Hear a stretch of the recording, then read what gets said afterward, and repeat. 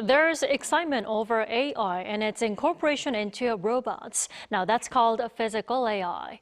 Many expect this to change the way we live and, more importantly, how we work. So how do we prepare for it?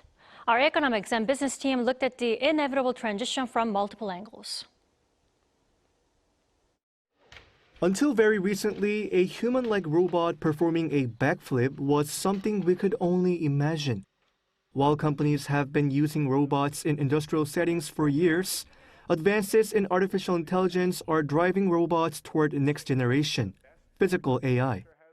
And investors' excitement over the robots is already spilling into the financial markets.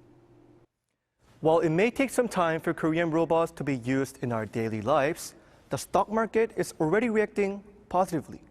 Shares in robotics-related companies have surged, in some cases, by several %.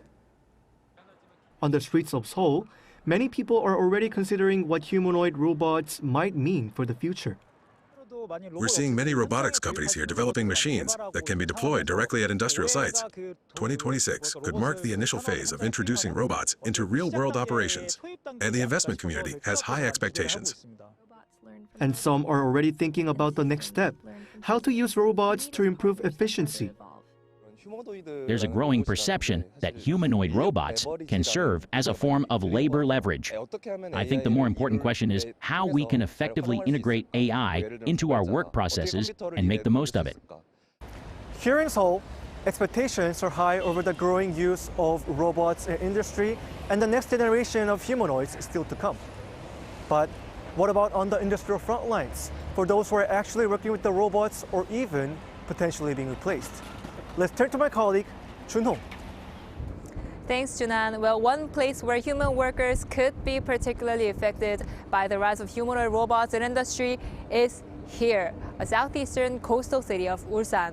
Known as South Korea's industrial capital, manufacturing defines daily life here, employing more people than anywhere else in the country. For many here in Ulsan, the future of automation is no longer abstract. It's already reshaping how people see their jobs.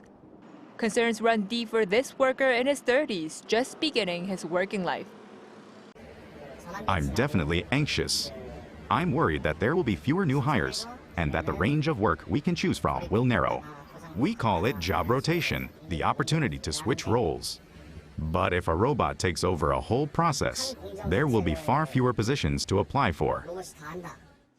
Having spent nearly half his career as a contract worker, this employee of 25 years first thought of those most vulnerable in times of change. Contract workers don't have much of a cushion. They are the most exposed, and any instability will reach them first.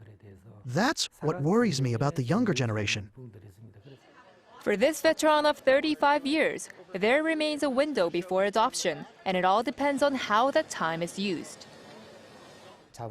New technology doesn't mean everything changes at once. The company will continue to make the most of current production lines, while gradually moving toward new systems.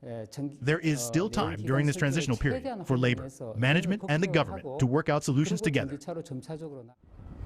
This new reality demands a new strategy. Amid the unstoppable tide of AI and robotics, South Korea's industrial heartland is facing a defining moment. My colleague Do-yeon takes us to where decisions are being made that could determine Ulsan's fate. Thanks, Junong. The efficiency of physical AI is undeniable, but here at the National Assembly, the calculation is different. Machines do drive production, but they don't decide elections. So the question is, how do we protect the voter without stopping innovation and prepare for a soft landing amid the transition? National Assembly member Kim Sang-uk is one of the lawmakers representing Ulsan. If we simply resist this change, the outcome is clear. Companies will move overseas, jobs will vanish, and the very foundation of Korean manufacturing will collapse, dragging the entire economy down with it. Meanwhile, lawmaker Choi Eun-seok has proposed a soft landing bill to complement South Korea's existing AI Basic Act. We must prioritize education and retraining. By helping our workers adapt to new, complex roles in this evolving landscape, we can ensure no one is left behind in the transition.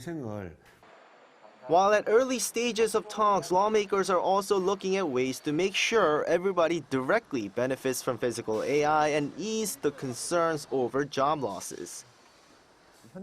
Instead of corporate ownership, imagine a citizen-funded model where profits from robot labor are redistributed back to the people. In the long run, implementing a robot tax or automation tax will be an inevitable necessity. Most importantly, both lawmakers call for a unified national dialogue. They see this not just as a challenge, but as an opportunity for South Korea to lead the world in balancing innovation with labor. As the AI era arrives, we must proactively address how it will reshape our labor and daily lives. Now is the time to pool our wisdom to ensure that human value isn't lost in the age of machines. Now, with the transition to AI seemingly inevitable, the world is watching to see if business, labor, and both sides of the aisle can come together to set a new global standard for the future. 김도연, 박준환, 김준홍, 아리랑뉴스.